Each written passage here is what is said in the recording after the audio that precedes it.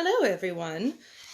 It is, in fact, Wednesday, and that means we're going to be reviewing The Thing. The good one, of course. Made in 1982, director John Carpenter, the actors Kurt Russell, Wilford Brimley, Keith Davids. There's so many good actors in this movie. I will get into spoilers, so if for some odd reason you haven't seen this movie, I guess don't watch.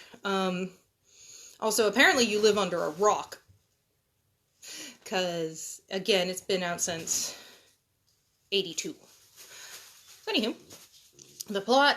So we are at the Antarctic Research Station, and a helicopter pilot comes in shooting at a dog. But it's not a dog. I know, so scary. Sorry. I just got off work, so my brain's a little discombobulated. I do have my awesome notes in front of me, but I know I might ramble a little bit, so I'm apologizing beforehand. But anywho, I love this movie because it was definitely taken from the Cold War paranoia stuff, hence why a lot of the actors carry guns, because it's in lieu of the Red Scare stuff, which is awesome. Well, not really awesome, but you know what I mean. Using that paranoia and stuff. Anywho, I'm not going to get too much into the plot because I think if you are watching this, you have seen this movie. Or if you're like me, who's a weirdo, I watch this like a couple of times a year. Because it is amazing. Also, what I love is the British Antarctic Research Station launches it as part of their midwinter feast, which is in July, I believe. What a great way to start the year. Just, hey guys, we're going to be isolated for a while. Let's watch this movie about people we can't trust. Yay. Anywho, of course, the main reason why this movie has aged so well, like you could watch it now and the practical effects still hold up. Rob Bottin did the practical effects. They wanted Rick Baker of American Werewolf in London to do it, but his schedule was so packed full. They got Rob Bottin, and also some of the effects were done by Stan Winston. The man, Stan Winston. Actually, the dog part was done by Stan Winston because Rob Bottin was having exhaustion issues. He actually got hospitalized for exhaustion. And this guy is only 22 and he made all these amazing effects. It's definitely something to be proud of, which I love the fact that they took a risk on someone so young who had all these great ideas. Like the part when they're resuscitating, I forgot his name, but they're resuscitating the guys and Blair's arms get eaten off. That was actually a double amputee. They just fitted him with a mask that looked like the doctor's, which I love. It's like they achieved all this stuff logically. I'm sorry, big shout out to my friend Richard. He bought me a circle lamp and also the cool little thing that holds my phone, so now I can like move my phone easier. If I do a review with a friend, I will be able to turn everything so we can all be in frame. And I'm making sure my cat wasn't gonna knock it over, because they do that. Anywho, as a lot of you know, The Thing, when it hit box office, it actually bombed. Because E.T. had just come out, so everyone was thinking of happy, friendly aliens. Even though I really don't like E.T. And it also opened the same day as Blade Runner. So it had a stacked deck against it. A lot of critics were saying it was gross for gross's sake. Which I don't think it was. Yeah, there are some parts that are really gross, and I guess in the early 80s, a lot of people weren't seeing stuff like that as much, which kind of is, I don't know, it's interesting to think about how in the early 80s The Thing was really gory, and now we have movies like Green Inferno and stuff with Eli Roth, and they definitely have the gore factor up so much more than this. This is more like organic horror, because you see the creature evolving, you see the creature taking over people and mutating, and again, those practical effects. So good. This is one of the few films also that John Carpenter didn't score. He scored most of his other works himself, but they decided not to use him, and they brought in someone else, and I can't remember his name off the top of my head, and I didn't write it down, but he got a Razzie Award, actually, for the music, which is hilarious, because in The Hateful Eight, they recycled some of his unused stuff for The Thing into that, and it got an Oscar for Best Score. And it's some of the same music.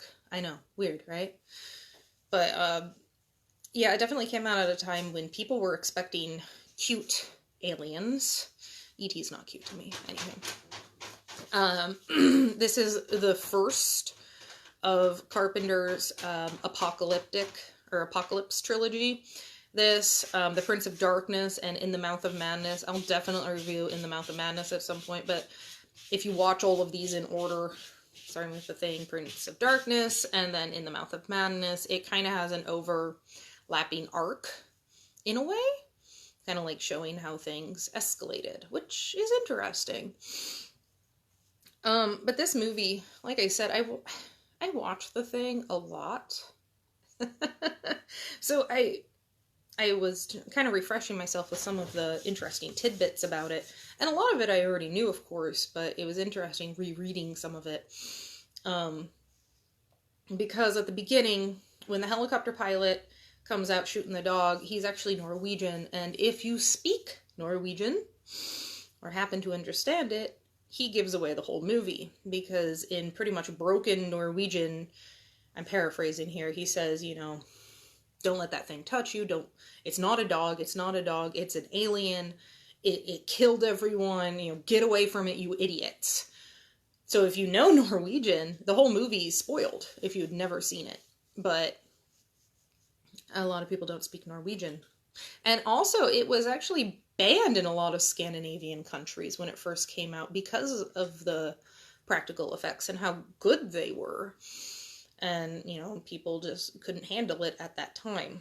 As I said, it bombed, but as it hit VHS and then eventually DVD, it kind of became a cult classic. And the VHS sales and the DVD sales actually allowed it to get its money back.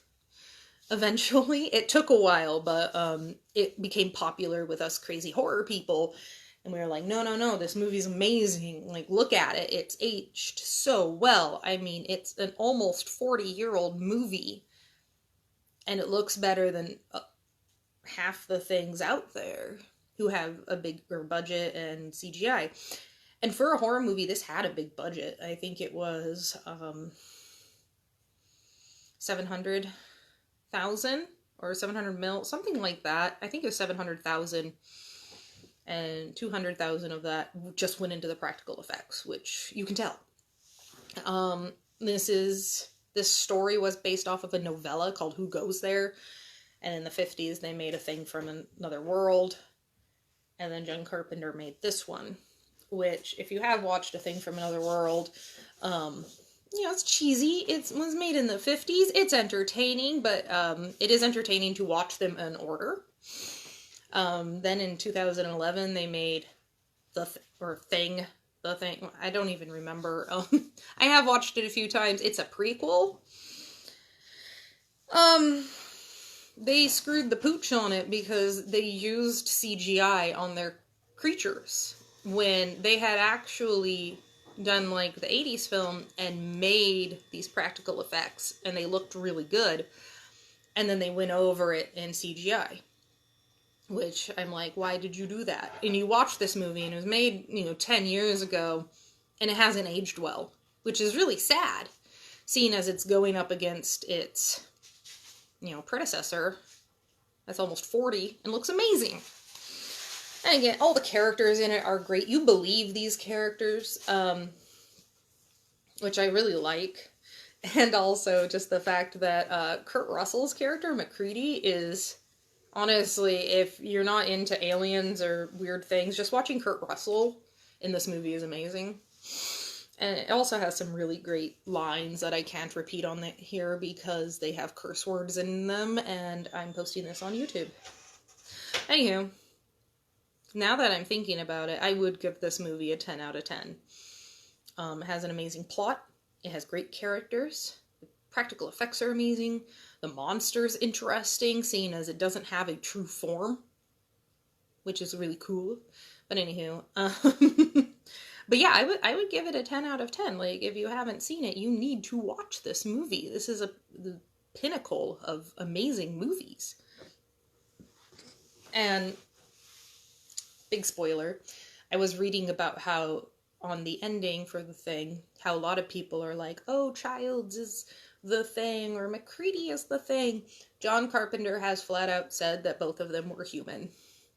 Because apparently they did make The Thing video game, which I never played, but might be interested in playing it.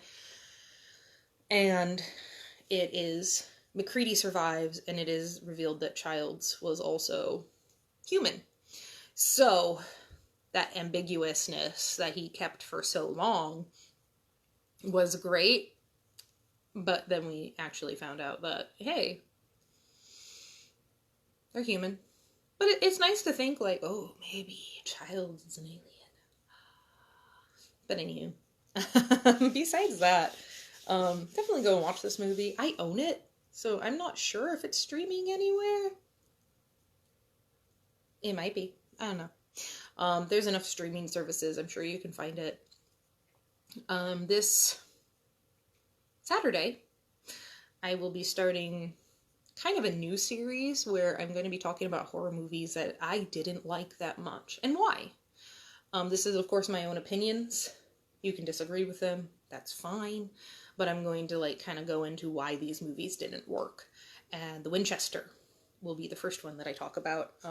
Eventually, I'll do a few others. I'm actually going to have my roommate come in for one because we both wholeheartedly hate a certain movie, and it will be a very fun and entertaining rant when we come to that. And I won't tell you what movie it is yet until I announce it. I just gotta coordinate our schedules. But anywho, I hope you really enjoyed that.